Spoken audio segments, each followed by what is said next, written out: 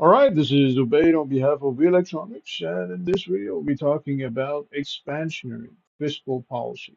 Now, before we go ahead and talk about expansionary fiscal policy, let's do a little review of the aggregate demand and aggregate supply model. All right. Now, when it comes to your aggregate demand and aggregate supply, okay, we know that aggregate demand and aggregate supply should be on potential GDP. Okay, so say for example, okay, you have your aggregate demand curve, okay, over here. And let's say you have your aggregate supply curve over here.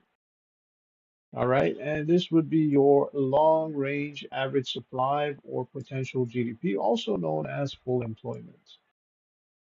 Okay, so this is full employment,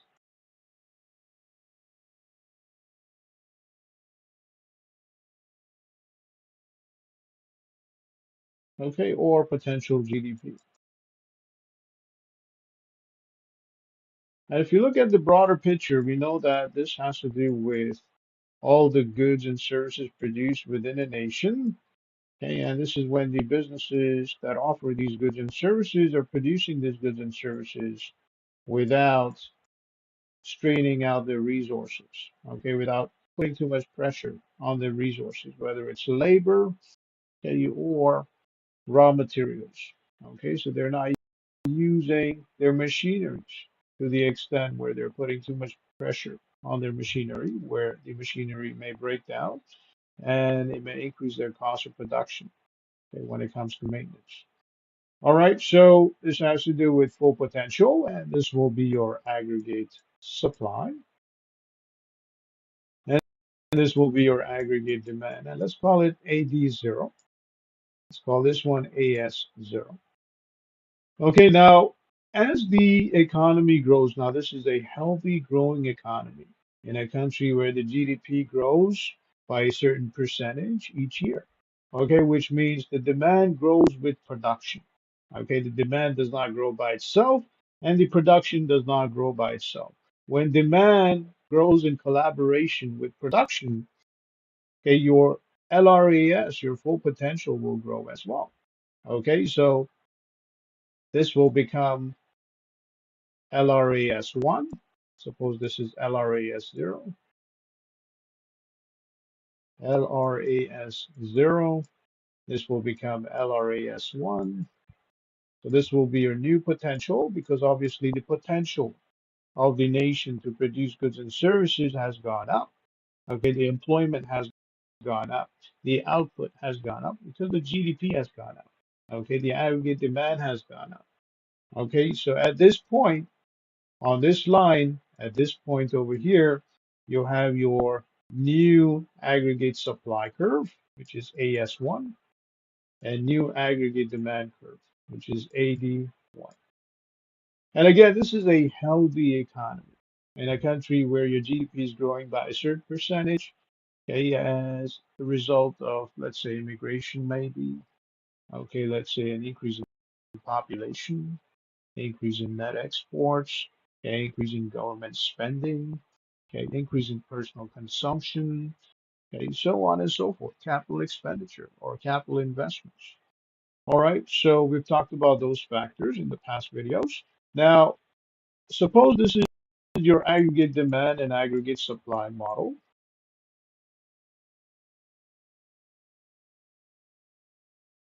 Okay, anytime your demand is more than your supply. Now, suppose your supply is on potential GDP and your demand curve, which is this curve over here, this one shifts to the right. Okay. Now, if the demand is more than your aggregate supply, let's say your demand is somewhere over here, this will lead to an inflation. Okay, because the aggregate supply is on potential GDP, which is where it should be. However, demand is not on potential GDP. It's more than, okay, your aggregate supply. It's more than what the producers can supply, what the manufacturers can supply, okay, what the employers can supply. All right, so this will lead to an inflation. Why? Because your demand is more than your supply. Okay, and we know that inflation eventually increases a whole lot of other things. It also reduces your purchasing power. Okay, and with inflation, it doesn't last long before you get into a recession. Okay, and the recession would be a stagnant economy where you have unemployment, so on and so forth. Okay, now apart from inflation, you also have deflation. Now, deflation happens when the supply is more than your demand. Okay, so let's say your supply, which is AS1 over here, it shifts to the right. And let's say your supply is somewhere over here, not on potential GDP, but somewhere in this range. Okay, it shifts to the right. Okay, and this becomes AS2. Now, when it comes to AS2, your supply is more than aggregate demand, more than what the consumers demand, as a result of which you will have something called deflation.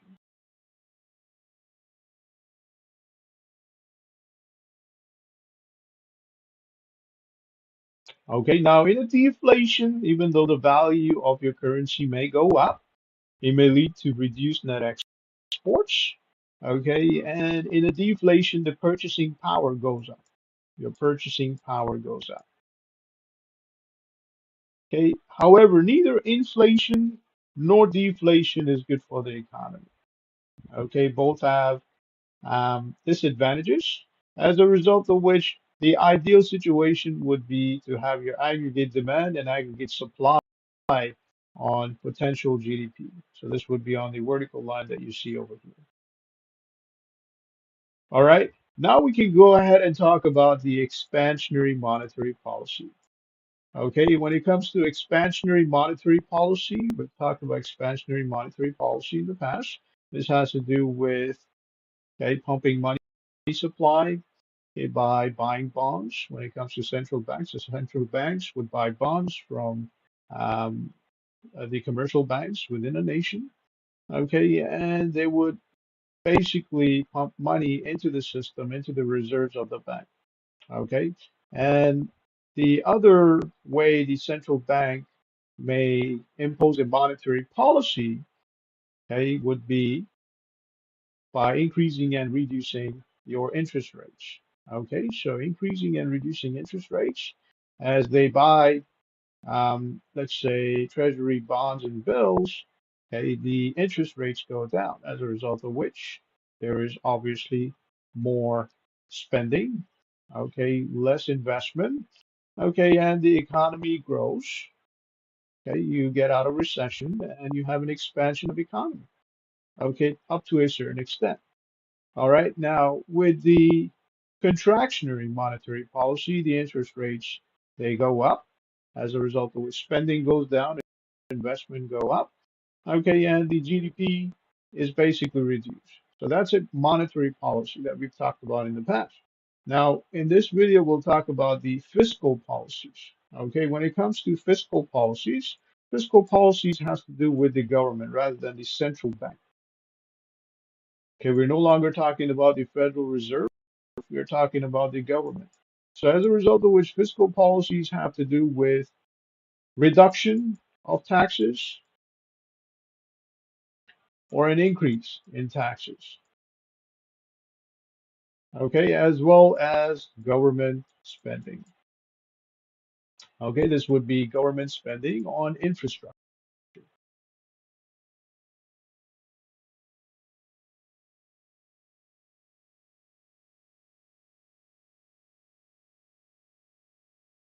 All right, so when it comes to reduction of taxes, okay, what the government does is it reduces personal income tax. Okay, so it basically increases personal consumption, so consumer demand goes up. Okay, you have an increased consumer demand, increased consumer demand.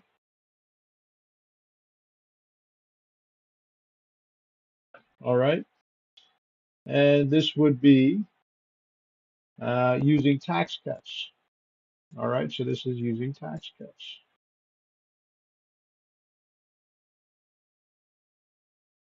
So as the government demand goes up, Okay, because of tax cuts. Okay, what ends up happening is you're going to have increased personal consumption. And we know that personal consumption makes up a big chunk of aggregate demand and GDP, as a result of which your GDP and aggregate demand goes up. So personal consumption, okay, which means your GDP goes up and aggregate demand goes up. And because GDP and aggregate demand goes up, okay, what ends up happening is your economy grows.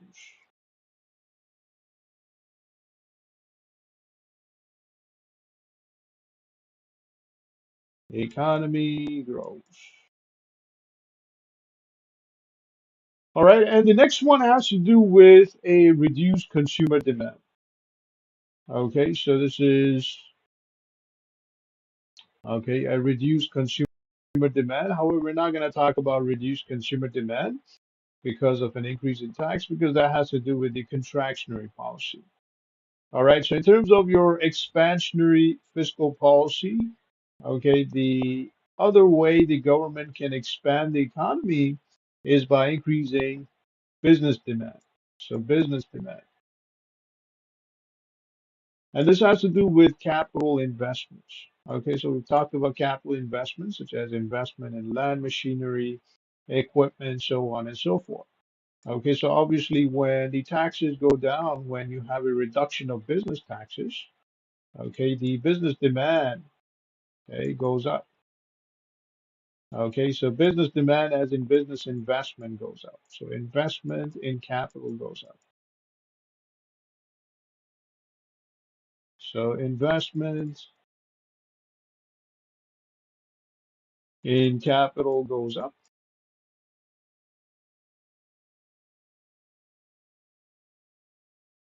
In capital goes up. And because investment in capital goes up, okay, what ends up happening is, okay, your economy grows.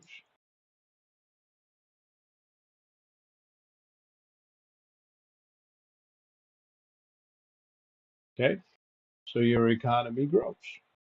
And the third one has to do with, okay, your government grants. So what the federal government does, it offers grants to the state and local governments. So we've talked about the federal governments and what they spend their money on. And we've talked about what the state and local governments spend their money on, such as your libraries, healthcare, okay, education, so on and so forth. Okay, so federal governments, they give grants to state and local governments.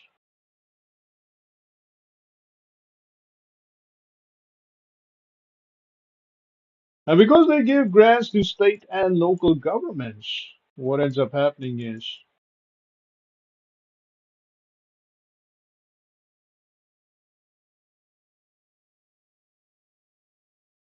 all right, your government spending goes up. Okay, so the state and local governments, they will spend more on healthcare, more on education, infrastructure, okay, so on and so forth. Okay, so the government spending goes up.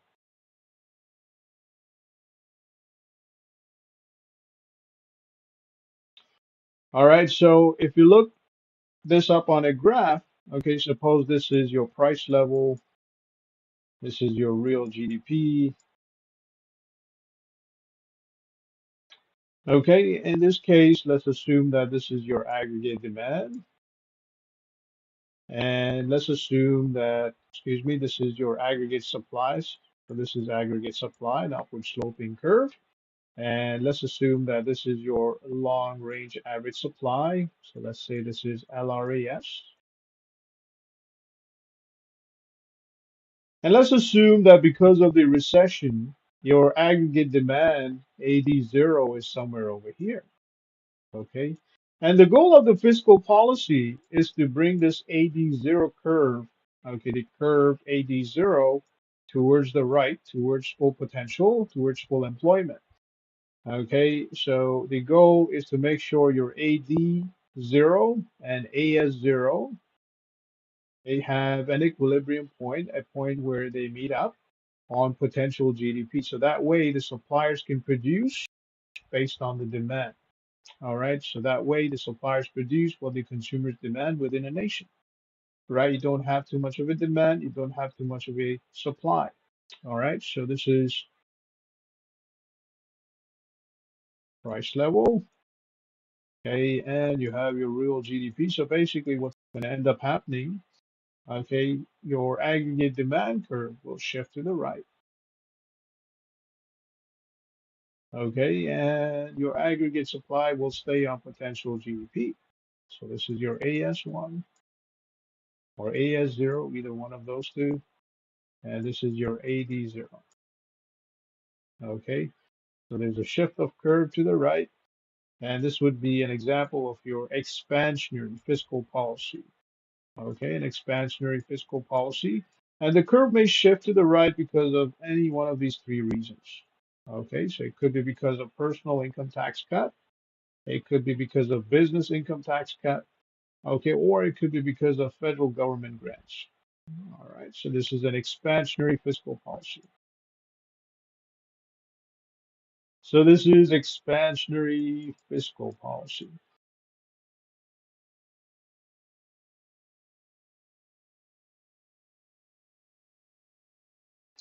All right, so that would be it for this video. On behalf of V Electronics, this is Obey. Have yourself a great day.